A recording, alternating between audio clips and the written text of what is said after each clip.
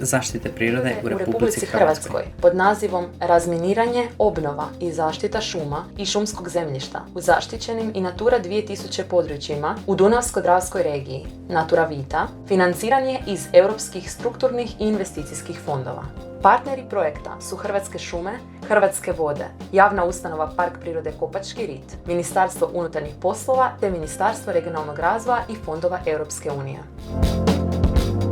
Provedba ovog strateškog projekta započeta je 2015. godine i traje do 2023. godine.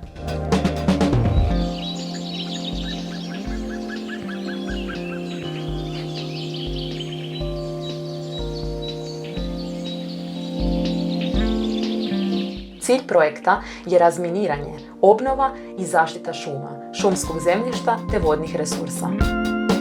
Jedna od aktivnosti koja se provodi u sklopu projekta jest zaštita i očuvanje voda i o vodama ovisnih ekosustava, čije su aktivnosti podijeljene u više cjelina. U svrhu ispunjenja ciljeva ove aktivnosti provodi se monitoring ekološkog stanja površinskih voda i monitoring dodatnih bioloških pokazatelja. U tu se svrhu, a prema okvirnoj direktivi o vodama Europske unije, analiziraju biološki elementi kakvoće vode i to fitoplankton, fitobentos, makrozobentos, makrofita i ribe, te također i osnovni fizikalno-kemijski pokazatelji kakvoće vode. Projekt traje ukupno 3 godine, započeo je u srpnju 2020. godine i traje do srpnja 2023. godine. Istraživanja se provode na ukupno 19 lokaliteta i to na širem području Kopačkog rita.